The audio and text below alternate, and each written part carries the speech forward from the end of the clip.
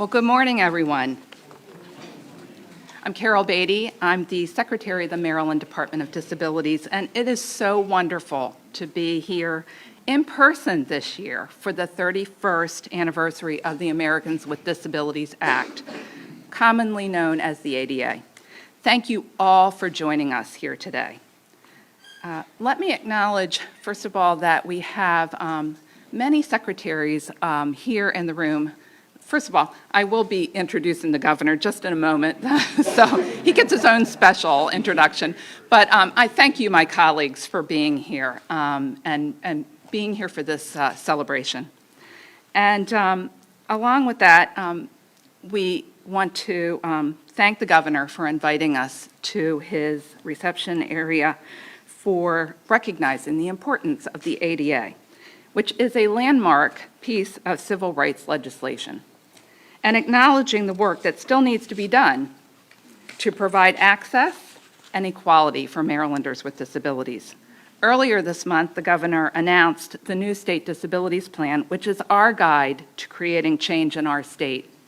I'd like to thank the members of the Interagency Disabilities Board, many of the members are here today, for your input and your work on this plan. We are very proud in Maryland to be the only state with a cabinet-level department focused on cross-disability issues. Our department works very closely with the governor and our sister state agencies to improve the delivery of services to individuals with disabilities in the state of Maryland. We are guided by the Maryland Commission on Disabilities, and again, many of the members are here today, so thank you for being here. It is my honor to introduce the 62nd Governor of the state of Maryland, Governor Larry Hogan.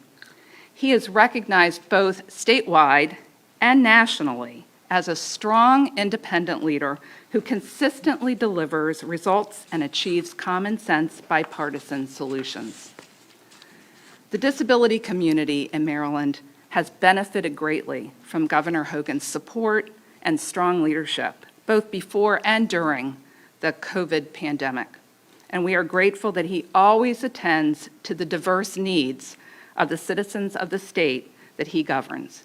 Please help me welcome Governor Larry Hogan.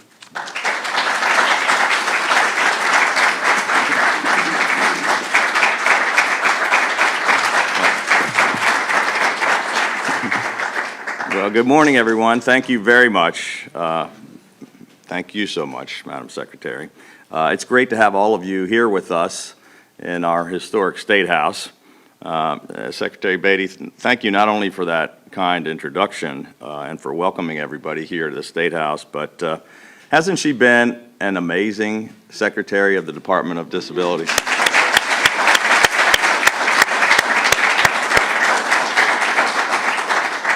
So I want to thank all of our other cabinet secretaries who've joined us today. I want to thank Secretary Beatty and her amazing team at her department and all of the folks that sponsored our event here this morning. It really is an honor to be able to join with you to commemorate the 31st anniversary of the signing of the Americans with Disabilities Act, which brought about a shift in attitudes in America and brought new opportunities for many more of our citizens to gain equal access to communication and transportation and for better access to their communities. For 6.5 years now, as governor, I've traveled all across the state from one corner of the state to the other. I've had the amazing opportunity to meet countless people from all walks of life, including so many Marylanders with disabilities and their families. And having those opportunities has only deepened my belief that Maryland is stronger when all of our citizens are able to contribute to their communities and reap the rewards of those contributions. Our administration remains committed to doing everything we can to make sure that adults with disabilities can obtain meaningful work, that our schools and public places are examples of inclusion in both attitude and action. That is our vision. And together with all of you, we have been working hard to make it a reality. We eliminated sub-minimum wage for people with disabilities with the full implementation of the Ken Capone Act. The statewide IT accessibility initiative has worked to make our state's websites, including our COVID response and recovery pages, accessible to all Marylanders. And earlier this month, I was pleased, as the Secretary mentioned, to announce the release of our new state disabilities plan, which provides a framework for delivering, monitoring, and improving our state services. We truly are making incredible strides to improve access for everyone, but there is still so much more left to be done. Today, the state of Maryland is taking another step forward to ensure that all our citizens are confident in their ability to contribute to their communities and assured that those contributions are valued by all.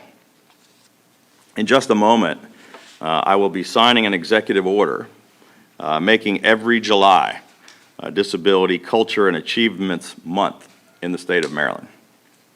Throughout the month, we will promote and enhance events and activities all across the state focused on disability, pride, culture, and contributions to society. And I want to thank each and every one of you for the incredible work that you do in our communities and for truly embodying what it means to be Maryland strong. Before I enact the executive order, I want to take a moment to recognize a very special guest who is joining with us today. 6-time Paralympic medal-winning swimmer and Maryland native, Becca Myers. So proud of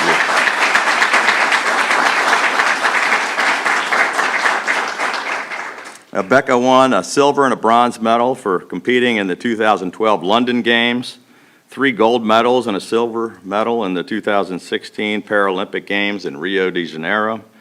And she was very much looking forward to competing once again this year, where I think she was going to bring home several more gold medals to Maryland.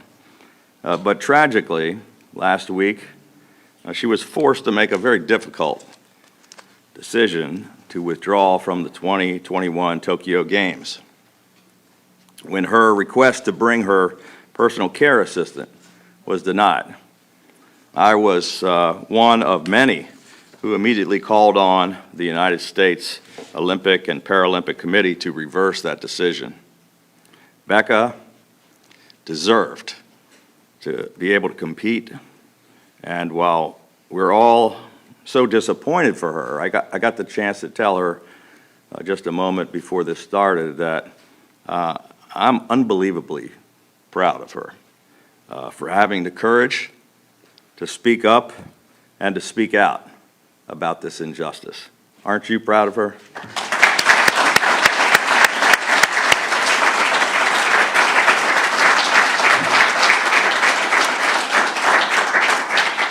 And so at this time, I'm going to ask Becca Myers to please come forward. It's not nearly as good as a gold medal, but I'm going to present her with a governor's citation recognizing her many contributions to the disability community, both here in Maryland, across the country, and around the world. And we're so proud of you, Becca. Come on. Birdie, come on.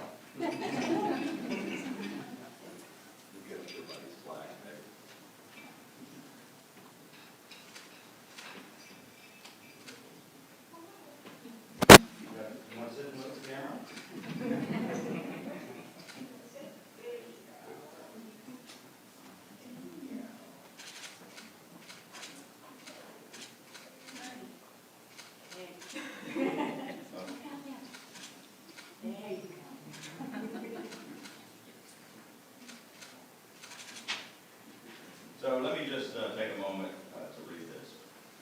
It's dated today, it's signed by myself, the Lieutenant Governor, and the Secretary of State of Maryland, and it says, be it known that on behalf of the citizens of this state, in recognition of your athletic ability and exceptional talents, including winning 6 medals in the 2012 and 2016 Paralympic Games,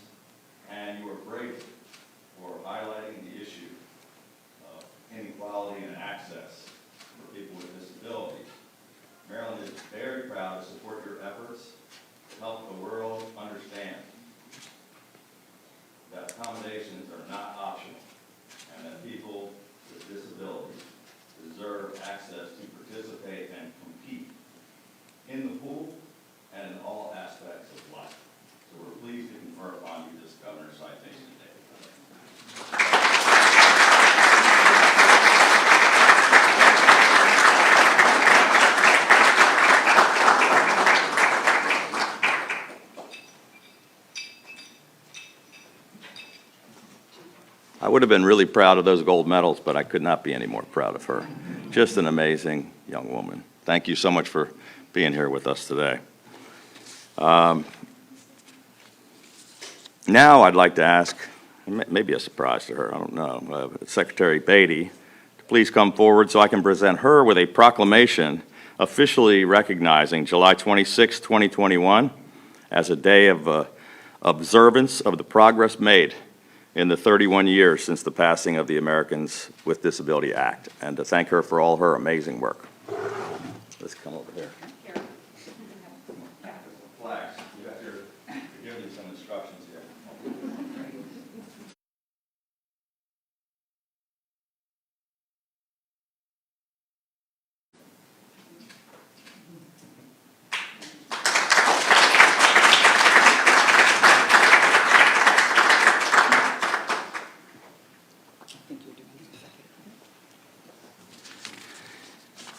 And now I'm going to sit down and sign this executive order.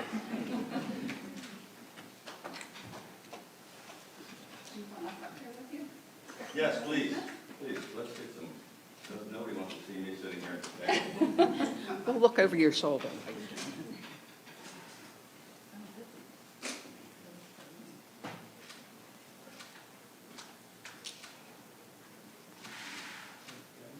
Secretary of State John Wilson.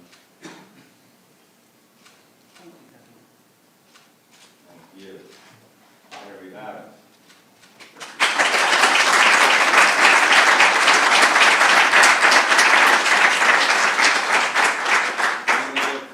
Becca, she didn't get the gold medal. I gave her a beautiful governor's gold coin, and now I'm going to give her the pen I signed.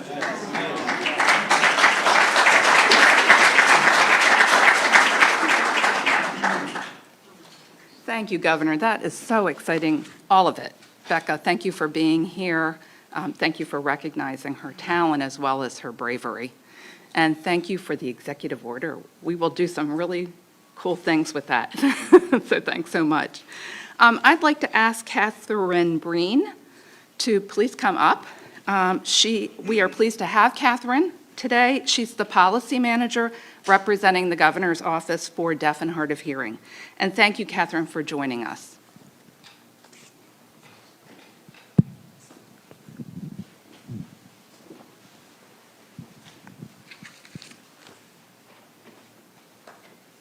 Thank you for the wonderful introduction. I just want to make sure everybody can see me. So 31 years since the establishment of the Americans with Disabilities Act.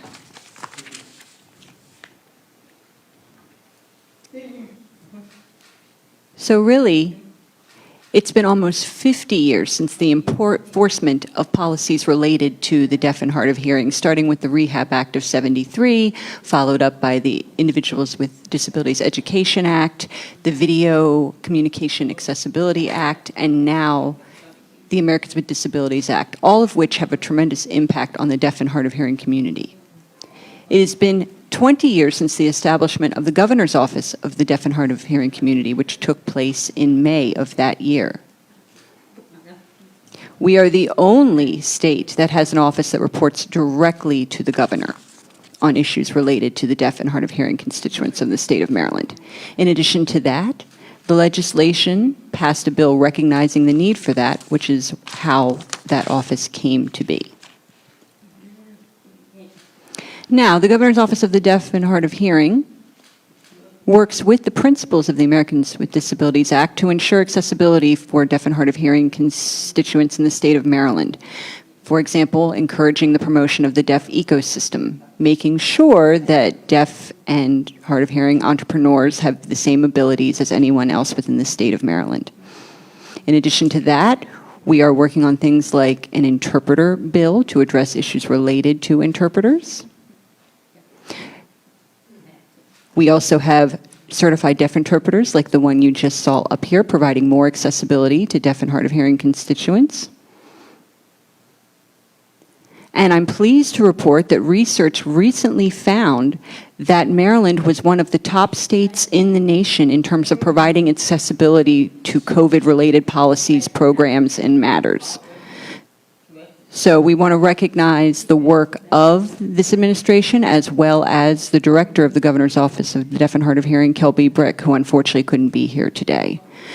We've seen the COVID pandemic impact the deaf and hard of hearing communities in a variety of ways, everything from employment to housing to increased instances of isolation, as well as dire situations in healthcare where deaf and hard of hearing people have had very limited access, the inability to read people's lips with the requirement of masking and so forth and so on.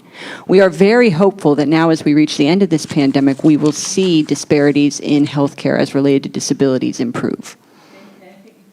Now, I am very happy to introduce Director David Bahar from the Telecommunication Access of Maryland program, also known as TAM. Prior to joining us 2 years ago, he comes from the Virginia Department of Deaf and Hard of Hearing. He was the manager of Relay there.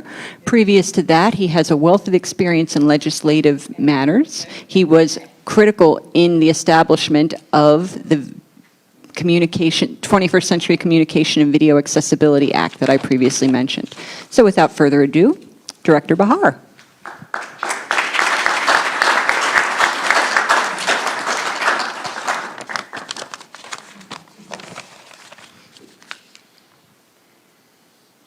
Thank you, Catherine. I really appreciate those nice words.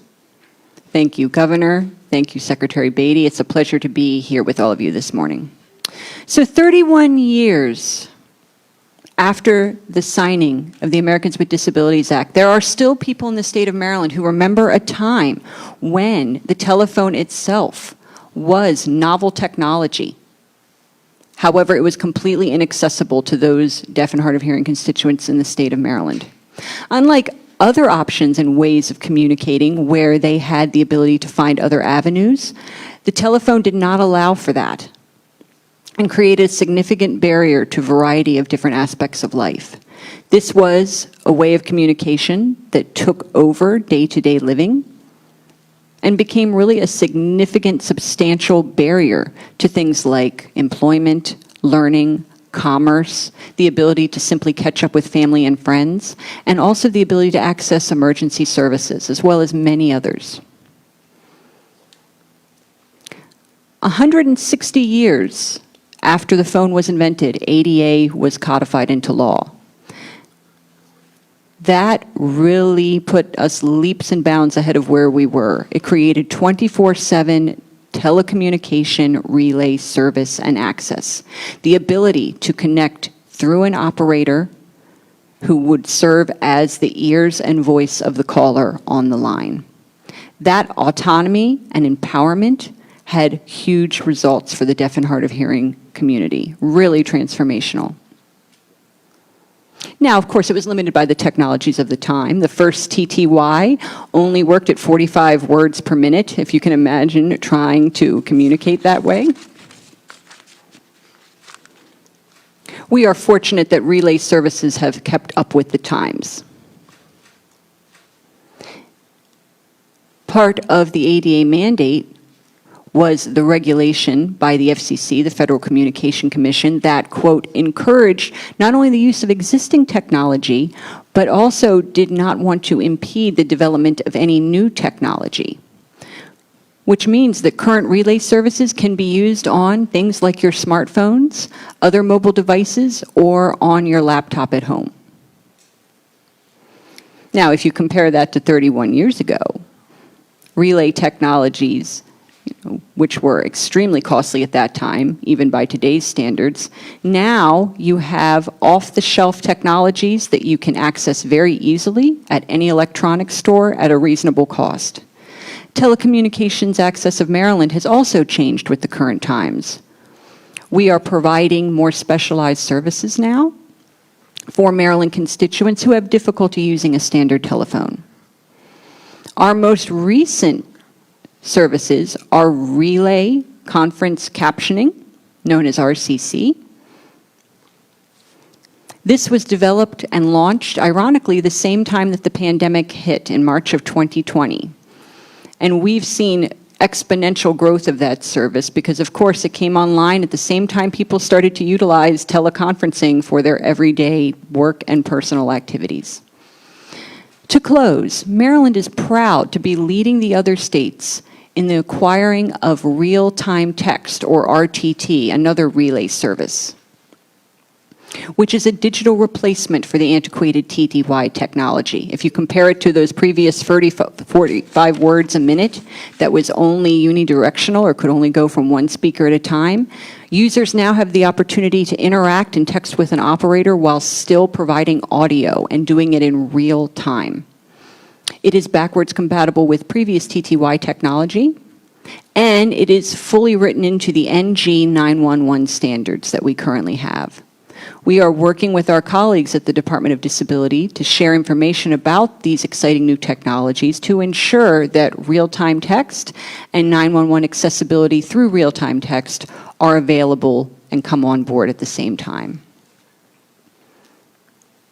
As we push for Maryland to meet a more diverse range of needs of our constituents, we are also educating other states to do in kind through our example and encouraging them to do the best for their citizens as well. Thank you very much.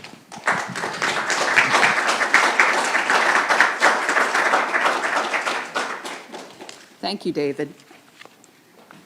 It's now my pleasure to introduce our second guest speaker, Mark Riccobono. Mark was diagnosed with glaucoma and aniridia at age 5, and nonetheless, he attended public schools, graduating with honors. Mark earned a degree in business administration, and after graduation, he became the director of the Wisconsin Center for Blind and Visually Impaired. Later, he took a position with the National Federation of the Blind and earned a master's degree in educational studies. While serving as the educational director of the NFB Jernigan Institute, Mark navigated, this is like a little tidbit about Mark. He navigated a car equipped with non-visual technology at the Daytona International Speedway. That's pretty cool.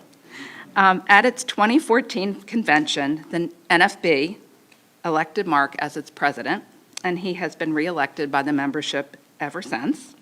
Mark and his wife, Melissa, have 3 children, and they live in Baltimore. Mark?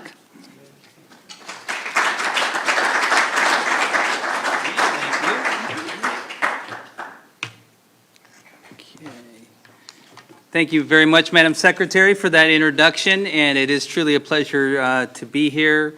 Governor Hogan, thank you very much for your leadership and for those in this room, in addition to the Secretary that work on these issues every day. The National Federation of the Blind, proud to be here today, and we know in our organization that blindness is not the characteristic, or I would say disability is not the characteristic that defines you or your future. And every day we work on raising the expectations for blind people because we recognize that low expectations stand between blind people and our dreams, and that is certainly true for all people with disabilities. As America's civil rights membership organization of blind people, we're truly proud that Maryland is the home, has been the home for our national headquarters since 1978, which you can see if you're getting ready to go through the tunnel in South Baltimore. You undoubtedly have seen our building and our sign. We're proud to make Baltimore our home and to continue to do that, especially today in this state, which continues to lead the nation, as has already been detailed, on disability issues. And I just want to echo my appreciation both for the Secretary and for the Governor on putting disability front and center in so many ways. The Governor already mentioned the fact that Maryland is one of few states to eliminate the provision to pay people with disabilities less than the minimum wage. We haven't convinced Congress yet that this is a no-brainer idea, but Maryland's done it. And so again, we're leading the way on technology accessibility, on so many other areas, and I think it's because the Governor and the Secretary have prioritized not just disability, but bringing people with disabilities to the front of the conversation so that people with disabilities are leading the conversation about how to make Maryland an innovator in so many ways. And that's why we're very proud to be here today and to be part of the Maryland effort to lead the nation. So on this 31st anniversary of the Americans with Disabilities Act, what comes to mind for me is the fact that the creation of the Act 31 years ago was a good start to codifying in law what the governor described as the action and attitude that we want to see throughout the community. But we're really seeing a shift in that understanding through that action and attitude and leadership here in Maryland. Accommodation used to be the standard, but because of strong leaders and because of the voice of people with disabilities, that is shifting to making sure that we're planning and building our society to include people with disabilities from the beginning. That inclusive truly means considering and planning for people with disabilities to be an active part of the community, not just a thought afterward. And there's no other issue that is so critical there than access to the internet, which the governor also mentioned. We do this for buildings today, right? We build them to have people with disabilities in mind. The internet and websites are the built environment of the future, and they need to include people with disabilities from the beginning. And this state is helping to lead the nation in that regard, building it into our technology, our services, and working together to figure out how to innovate as new things happen is so important. Finally, I'd like to again commend the Secretary and the Governor on what we have seen happen during the COVID-19 pandemic. As an organization of blind people, when we have found issues related to access to testing or vaccines, we've been able to call upon the administration to help fix it, and we've gotten responses. And also, as the state shifted its response in voting during the last cycle, we again saw a very responsive administration to making sure that people with disabilities had a variety of ways to have equal access to their right to vote. So as I think about action and attitude and what disability and culture and achievement means in Maryland going forward, I'd just like to say, and I think this might be the first public place, that it is the intention of the National Federation of the Blind to make Maryland, specifically Baltimore, our national headquarters, the home of the first civil rights museum on blindness in the country. I don't know when we will open the doors on that project. It's something we're beginning to think about now, maybe by the 35th anniversary of the Americans with Disabilities Act, but I truly cannot think of a better place than the state of Maryland to launch that initiative and to highlight the true achievements of blind people like Becca Myers, who have taken courageous steps to own for themselves their rights and to take responsibility for fully participating in the community. But that happens because of people with disabilities, but also because of leaders who are willing to recognize those courageous steps and be vulnerable enough to say, we can do better. And so I close by saying that as a partner, the National Federation of the Blind continues to commit to doing better with our state partners in Maryland to make sure that this state continues to be #1 in terms of helping people with disabilities live the lives they want. Thank you very much.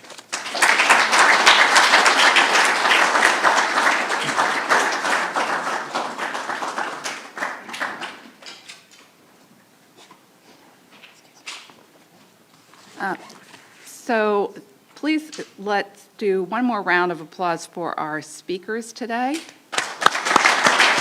Thank you. And in closing, I would like to thank Governor Hogan for your leadership on these very important issues. Equality and accessibility are just words if we don't put action behind them. Your actions like today's executive order help us to change Maryland for the better for people with disabilities.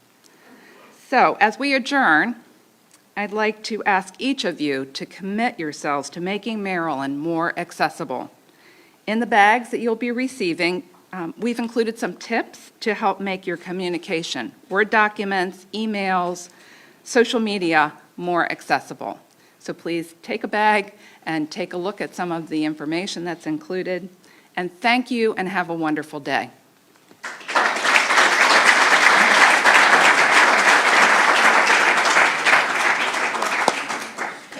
Thank you so much, Governor, and thank you for the executive order. That's really exciting, I know.